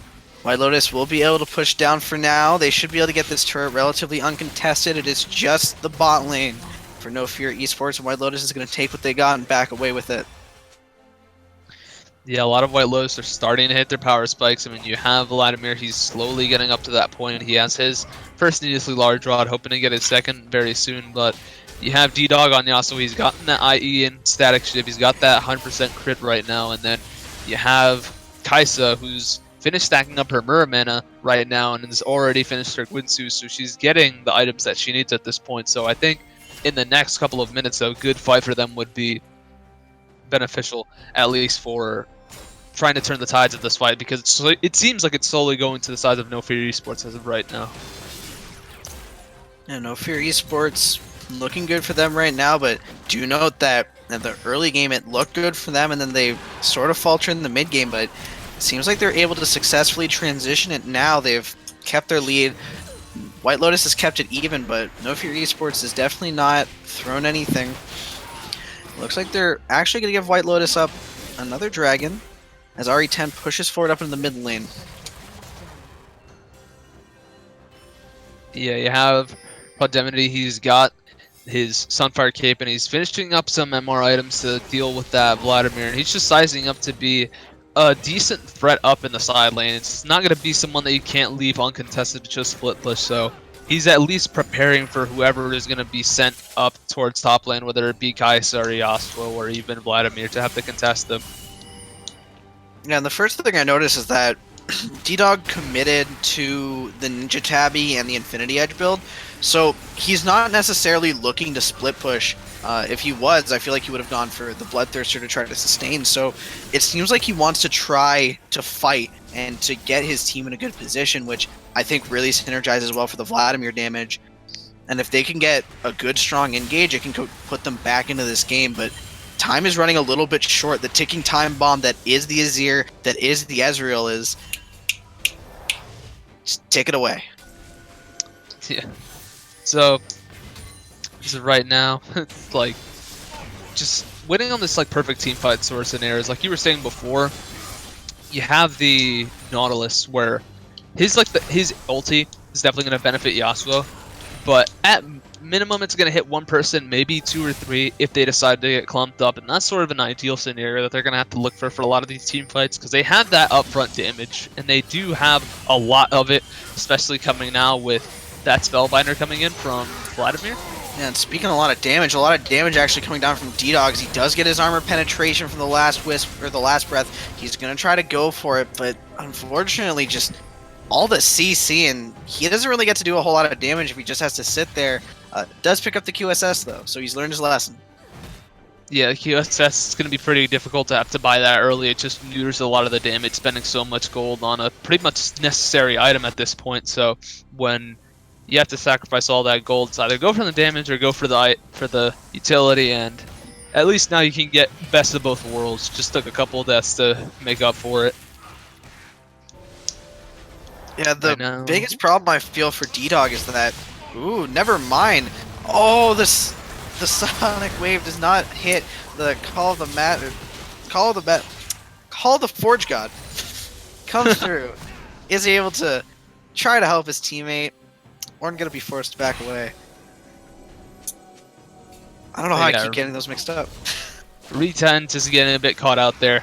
Sonic Wave unable to connect, but that's just enough getting that nice ulti off from Nautilus, but in the meantime, a fight up in the bot lane. And down on the bot side, it's really weird. This is not how I expected the fights to be going at all for Jock. I really thought that he'd be able to out-heal the Poppy, but that adaptive helm is just doing so well. And not just that, but he gets slammed into the wall. He does get the heal off. He drops down the ult. This should be the kill. Does get the Ignite and the Proto Belt.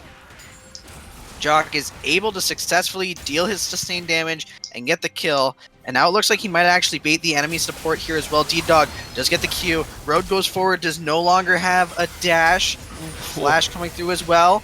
Double flash, actually. Well, Vladimir pushes forward. Jock trying to do what he can. Will get his Crimson Rush coming through. Everybody trying to defend against this dive. And the Ezreal will actually pull out the kill. Road with a very nice shot. yeah, damage a bit too much, but in the meantime, the Baron does start to get melted as they're able to pretty much drag half, if not all, the team down towards the bot side of the map because of that fight. And as you were saying at the start, it didn't seem like the fight was going into Jock's favor with that, but the whole bait and switch from Vladimir, just way too much healing and damage for a tank to really deal with. Yeah, Adaptive Helm was a good pick though, but... Oh, completely. The Adaptive Helm, and then I don't know if he had the Negatron Cloak for that fight or if he just picked it up. I believe he just picked it up, but yeah. That was absolutely disgusting. And speaking of disgusting, that damage! He's able to pick up 2 here. He will die for it, but oh my god, Loki Dosi, what do they feed you? Yeah, you just gotta take what you can get. Like he saw, he realized that he was getting caught out right there. There isn't much you can do as an ADC in the enemy jungle when you're pretty much facing up a full tank Rammus at this point. So he realized that Road was relatively low, and that's the one thing that you have to do on Kai'Sa if you're against Ezreal. The last thing you want is to give him the range advantage, so once you walk up right onto him, that's where you can just unload all the damage. It's going to be way too much for him. Yeah, but it seems as though jungle combat, and the jungler with the team, usually the one to succeed that. The very good dragon kick there. But D-Dog hasn't had enough yet. He wants to go down on a re-10. A lot of damage coming through the Vladimir ult call. The Forge God coming through. A very good zone just coming in from re-10, but is it enough? The question stands. D-Dog trying to look for a little bit more damage. Re-10 gonna be able to survive for now. Road able to pull through. Kills down Jock. D-Dog running away. Should be able to survive for now. The dragon is picked up the side of White Lotus. It seems as though the fight goes pretty even. Yeah, pretty solid dive there. They're able to get one for one on that one, not counting the Rammus kill from before. So they played that dive as well as they could have for the side of No Fear eSports. Yeah, and it looks like D-Dog trying his hand again at the Poppy Yasuo 1v1. Seems like he's succeeding this time. Can he get the tornado? He does. Not gonna be able to get the kill though, as Loki Dosi does not think that his teammate deserves it. Will pick it up for himself. Yeah, he's definitely making sure that he stays as far ahead of this Ezreal as he possibly can. Ezreal is in fact closing in on his item spikes right now. He is going the AP build as well. Ooh, but here comes the Powerball, actually. A very good flash from Phoenix to order to try to keep himself alive. Loki Dosi throwing around a lot of damage, sitting off into this backside here. Call the Forge God comes through, will not be able to go off though. The Yasuo able to keep him CC locked. Loki Dosi able to run away from now. The Shurima Shuffle coming through. Emperor's Divide not yet in range. Jock running forward is able to get the Spellbinder damage off. The turret comes through. There's the Proto Belt. Jock doing whatever he can to try to pick up this kill. The ult, unfortunately, will not be able to give up any healing, but he should be able to heal up off these minions. Road might actually be in a dangerous position here. The W not going to land from the Kai'Sa. He does see the enemy Lee Sin over on the flank. Does have to respect it unless he wants to try to go for a very sneaky kill. But it looks like the slam down on a Loki Dosi, and there's the 2v3. Trying to look for it. The Dragon's Rage will not actually do any damage. Road throwing out the kills. Another Dragon's Rage. Trying to throw the damage to Loki Dosi. Arcane Barrage will not be able to hit anybody. Trying to go for the play here. A good control ward. There is the Sonic Wave, and then the Ward Hop coming in for the Lee Sin. Going to be forced to kite away from the enemy top laner. Smiting Grump for help. Still trying to run away. Yeah. He's ward hopping. He's looking for everything he could do. He jukes. He throws out the Sonic Wave. My mind's telling me no, and my body is also telling me no as he simply runs away. Somehow came in, able to make it out alive. In the meantime, all that W landed though. I think the most impressive part about that whole fight was that he didn't take the Sonic Wave to go back into the enemy team. But yeah, sitting here, I saw a lot of team fights. Like, it went even for the start of it, but I think that was just primarily because Loki Dosi, he didn't have ulti available at the time. He used it to essentially KS the kill from D-Dog earlier, right before that fight even started. So not having that security wasn't allowing him to just go into that fight and just go guns blazing as you'd probably hope for as an ADC. Seems Yeah, as though... honestly, I think Loki Dosi felt pretty freaking fantastic into that fight, but it looks like a lot of damage going to go down onto the Vladimir here. Not able to pull anything out of his hat there. Unfortunately, is going to die. A very good win wall, though, from D-Dog. A good QSS, but is it good enough? He's going to be able to get away from now, but RE10 going to pick up that kill. And here's No Fear Esports. They have a very good team lead. They have 5 people to White Lotus's 3. They're going to try to march down to this mid lane since Baron is not yet alive. Yeah, it's not spawned up just yet, but hopefully for the side of White Lotus, they're able to hold off at least some of this damage that's coming out from the side of No Fear Esports. This inhibitor is definitely going down, though. Yeah, White Lotus is just going to have to accept that fact, take the L on that one, and play a little bit safe, then let No Fear walk out of their base. I think that's a fair trade. Yeah, and for right now, just looking at some of the builds, you have Ezreal. He's got his Hextech Revolver and his Cutlass. He's definitely going to be building into that Hextech Gunblade relatively soon. And then just looking decided for White Lotus, I mean, you have Loki Dosi. He did go the AP Kaisa build. He did build Banshee's Veil, which is beneficial and optimal for this game, considering that both Road went the AP Ezreal build and RE10, their other main damage dealer, is AP. So a majority, if not all, the damage coming out from the side of No Fear Esports is going to be AP. So any MR that they build is definitely going to be beneficial for them. In the meantime, the dragon does spawn, but it is spotted out relatively soon. Yeah, it looks like they're going to try to go for the Baron, but the double TP is coming out from both the ADC and the top laner here. White Lotus not in the best position, not where they want to be. The bot lane and the rest of the team is spread out here. Looks like the Baron is going to be forced away. It should be the mid siege from No Fear Esports. Yeah, Mountain Drake, although it is spawning up relatively soon, they're going to shove out this mid wave. It does have super minions on it, so it does give them a lot of control as far as trying to play around these main objectives that are coming up right now. As we pointed out, that you do have White Lotus having a lot of the control right now as far as the objectives go. 3 dragons to 1, like with the Mountain Drake, Infernal, and Ocean Drake so far this game. If they can pick up another Mountain Drake, they're going to be able to shred that a lot faster, but you have No Fear making sure that they don't take up, and they have 2 of the 3 Mountain Drakes so far in this game, but... Yeah, but here's the White Lotus now, onto the Baron, a very good Dragon Rage. They should be able to finish at the Flash. The Smite will not come through, though. It looks like it's going to cost them their jungler. A very good kick there. The Q4, the Dredge line coming through down onto the top laner of No Fear Esports. Looks like he should be a little bit scared of this one. Should be able to fall Phoenix, or a will fall though for Demony. Getting a turnaround, but here comes the Vladimir, doing what every Vladimir player dreams of doing. Getting onto the back line, getting free hits. Loki Dosi able to do the same. White Lotus pulls it out. Their base is falling a little bit in the mid side, but that should just be one person's job. And they're going to look to push forward here. Yeah, that was a really well executed fight out there for White Lotus Esports. They were able to pick off the jungler really early in that fight. 1v9, trying to flash in and secure that Baron steal, but wasn't able to do it. And then at that point, once that Rammus falls down, you don't have that guaranteed CC that you would have from anyone else. And after that, everyone else pretty much fell, and I don't think the timers are going to be long enough. I don't know if the timers are long enough for them to end, or even take a Nexus turret, but regardless, White Lotus is going to go back to base, happy as can be with what they just picked up. They were able to ace the enemy team and pick up the Baron. They still have it for another 2 minutes. There's a lot of opportunity here for them. Oh, yeah. I was thinking they could, like, oh yeah, it did get stolen. Road stole the blue. That's a Pepe hands in the chat for Jock there, but hopefully he'll be able to get a blue buff in another life somewhere, somehow. And never mind, Loki Dosi took that one as well. RIP blue buff for mid laners in the chat.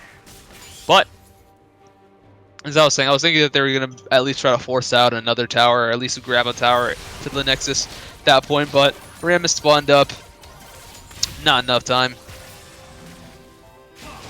Yeah, gotta be a little bit sad about losing that Baron. He tried his hardest. He went for the flash. Unfortunately, could not get the smite, but it's no time to be worrying about such things right now, as their mid lane is looking a little bit weak here. It's about one hit away. White Lotus trying to look for the all-in here as well. The mid turret extremely low. Probably just go for the ward hop and look for it, but not going to be that greedy. Going to give a little bit of respect here, but here's the Vladimir down onto the flank. D-Dog also down on the bot side on the turret. Should be able to pick that up with relative ease. Going to get taunted up, though. There's the call of the Forge God. The Yasuo Windmill not going to be able to block anything up. Two good knockups on the Forge God. Here comes the Kai'Sa, though, down to the backside. Did eventually dodge the Poppy W. Forces zone use, though. This could be really bad. The Poppy Dock into the wall. This is not good for White Lotus. No Fear eSports doing a very good job fighting back, getting all the damage that they want, but Jock, he's trying to do his best to pop off. He wants to be the savior of this fight, doing all the damage that he can, getting the Qs, getting the heals, and they might be able to get this bot lane inhibitor. If they could successfully get that could be a success for them, and White Lotus is going to be forced to back away, thankfully, with another inhibitor behind their back. Yeah, that was a pretty solid fight coming out from them, and even though you have No Fear holding off for as much as they can, they did pick off the Kai'Sa, and they did eventually pick off D-Dog on that Yasuo, but it just still wasn't enough. Those Cannon minions, enhanced by Baron, are just so difficult to take out, and they're just wailing on that inhib that entire time. And I think that fight could have been theirs had Loki Dosi not jumped into the backline immediately as the fight started, but it's neither here nor there. Yeah, it is what it is. Loki Dosi tried something a little bit spicy. Unfortunately, as you said, did not go well for him. But it's a learning experience. You know, I don't think he's gonna do it again. Yeah, you make some mistakes. Sometimes you go balls to the wall. Sometimes you want to take that extra chance and get the ace onto the back line, but sometimes it just doesn't work out.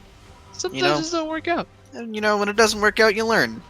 And when you learn, you improve. And isn't that what League of Legends is all about? Kinda. I mean, shout out to everyone else that's hard stuck like me. Unfortunate. I know how it feels. Flat 1, 0 LP. Really feels bad, but doesn't matter. These guys aren't Plat 1, 0 LP. These guys are doing a pretty good job fighting against each other right now. No Fear eSports truly showing that they really have no fear going up against White Lotus. Fighting toe-to-toe against them, doing a very good job. The Elder Drake is going to spawn here, and while they don't have any fear, they also don't have any priority onto this Elder Drake. And it looks like White Lotus is completely aware of this, and they're going to try to look for it, but here's the channel onto the Powerball rolling forward. But D-Dog into the enemy base, trying to look for a little bit more here, is going to get the wind wall, or the tornado rather. Going to look for it, but here's another coming into the base, and there's the Elder Dragon, stolen for the side of White Lotus. Poppy at a 1v2 against two people with the Elder Dragon buff. So far, it's just going to be one kill. Retan going to be able to pick that up. Recall's not going to be stopped, but does not matter. White Lotus able to pick up the 2-0 and get the backdoor off with two members. Yeah, pretty solid game for White Lotus. They were able to recover from that sort of, like, I guess, even mid-game that they had. They were able to pick up a couple of Barons. They were able to take advantage of the leads that they were able to come up with and secure the second game. Not as convincing as the first one, but definitely pretty strong towards the tail end of it. Yeah, they did a pretty good job of surviving, even when they, weren't doing too fantastic. They fell a little bit behind. They were able to weather the storm, and after they were able to weather the storm, they managed to pull through. And that backdoor call, while the other teammates did the Elder Drake, was really impressive. It was really good show of communication, a really good show of macro. They split the team perfectly. They got the backdoor. They got the win off of it. Yeah, I mean, no complaints here. It was a pretty solid game through and through, and it's pretty competitive, not gonna lie. Like, No Fear eSports definitely had a chance to win out this game. I mean, they cracked the inhib this time. They were able to contest a lot of the objectives and take a dragon off of the board, so definitely put up a pretty solid fight coming into the series. Oh, just give me 1 sec. Yeah. So I was thinking, who do we want to give the MVP to for the series? Well, if I was exclusively looking at game 1, it would be Phoenix, not a doubt in my mind. Mm-hmm. Looking at game 1 and game 2, Loki, pretty good contender for it. I thought he looked pretty freaking good in both games. His Ezreal pop-off was pretty insane. He had that one falter on the Kaisa, but overall, I think he played the counter pretty well. Yeah, I'm thinking Phoenix. That's what I'm saying. I mean, you gotta give support some love here and then. I mean, that Morgana bindings in the first game are pretty solid, and he does have 12 assists, just as many kills as Loki has in this game. So I'm feeling like giving it to Phoenix. All right, Phoenix it is. Hello, Phoenix. If he's alive. Hello? Yeah. Hello. Oh, I didn't know I'm getting pulled up here. What's up? Yeah. Well, we picked you as MVP of the series because of your Morgana and Nautilus play. So. Oh, sick. Mostly the Morgana. But yeah, just bring you in here. Just gonna ask you a few questions about the series here and there. So, I guess I'll start off with my first question. How'd you feel coming into the series? What are your guys' thoughts, plans, etc.? Prepping for the game. I think we had a pretty good knowledge of what we wanted to do. So, like with pick ban, that's like biggest factor right now, and we learned Morgana just like super strong right now and play with many ADCs. Even if like Caitlyn's taken away, we can still play other ADs with it, and the champion's just strong in general. We also baited out the Morgana ban from their side in game 2, I'm pretty sure. Mm-hmm. So that was also really beneficial. And we just had a good lane phase, I think, and really good draft. Yeah, it seemed to me you guys had a pretty solid idea of what you guys wanted to play coming into the game, especially with those picks. I think like they picked up, like the Caitlyn, you just took away the Morgana, or vice versa. Yeah. If we play Morg, we kind of force them to take Kate, or we just get like a super easy lane. And then even though they took Kate, we still had Ezreal as a backup. Hmm. Sounds like a plan to me. Another question that I had, particularly unknown if Prophet had any, but when the first game started out, I believe that No Fear had a lead coming into it. Like they were getting off a couple of ganks over on D-Dog up in the top lane. Yeah. Was there any point in like either of these games? Because there was a point where No Fear was able to get some leads over you guys as the game was going. Is there anything like, are we gonna throw this one or anything like that? No, I don't think so. Like, we kind of knew D-Dog was just going to take it up the butt in the top side, and then we would just play off the strengths off the bot side, because, like, we were up CS in a lane we shouldn't be up CS bottom already, and then we just asked for Vi to come down, because they blew their sums off my flash ulti. We got 3 sums from my flash, and then Vi came down, we double killed, and from there on, like, once Ezreal just gets kills, he just pops off. So, them focusing top side against D-Dog, even if he dies once or twice, like their bot's just so far behind it doesn't matter. Yeah, I remember. I think it was like when that TP played happened. I remember that flash ulti you were talking about, but it was like I think D-Dog TP'd in on top of a Vi engage as well. It was just ridiculous, and I think they all started off with a bind that you hit because Prophet didn't want to stop talking about all those bindings you hit. Yeah, there was one which was funny about him where K-Man was like, I believe in you hitting this Q. I'm like, nah, dude, she's behind the wave. There's no way. And then she like steps behind the wave, like out of range of the minion to Q and wave. And I'm like, wait, free Q, I guess. And then we just killed her. Ripperoni. That was pretty funny. But yeah, Morgana's just super strong. And since I kind of spam, I'm like a Lux like one trick or something now because she was like so OP. I just spammed her. And then Morgana's kind of the exact same, except probably better now. True. Them nerfs hit her hard. Yeah. Yeah, Prophet, you got any questions? No, I think you got it all covered. All right, I guess my very last question. Yeah, my very last question. What shout outs you got for anybody for the stream? Anyone that you want to shout out for these games or anything else? I mean, my boy is on my team and ADFX for drafting. He did a really good job in these 2 games. Sounds good to me, my guy. Well, thanks for sticking around for the past minute or so, and congrats on the series win. Best of luck in your next week. Much appreciated. Thank you. Yep. And with that concludes our game of the series. And if I'm not mistaken, there should be some games scheduled for Thursday night around 8 p.m. So, stay. Yep. Just checking in, and it is indeed Polar Ace versus White Lotus, so those are going to be the next games that you should be looking forward to on Thursday night right here. So be sure to tune in when that happens. And with that, I've been your color caster Swift. And I've been your play-by-play caster Prophet. And this has been our ABL stream. Thanks for joining us, and we'll see you guys next time.